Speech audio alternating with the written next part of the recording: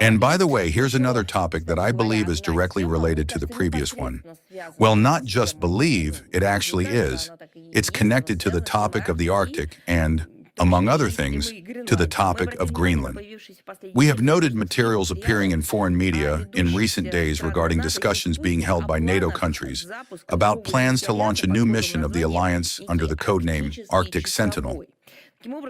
In this way, European member states of the organization supposedly want to demonstrate to Washington their readiness to take on a leading role in ensuring the interests of the collective West in the Arctic, as well as to show the Americans that they are, so to speak, capable of defending Greenland, as they say, from Russia and China on their own. Well, in general, they first invented the idea that there are certain aggressors, and then they themselves invented the idea that they are ready to protect someone from this supposed aggressor. And in doing so, they thereby demonstrate that, supposedly, well, again,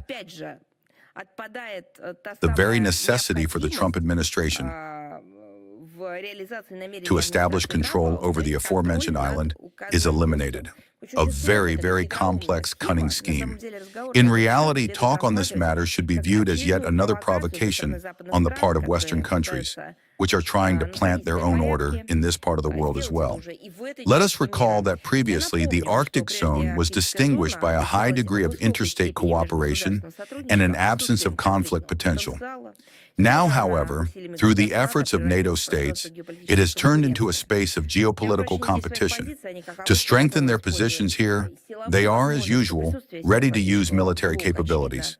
The presence of the North Atlantic Bloc is obviously a factor in the destabilization of the military-political situation in the region.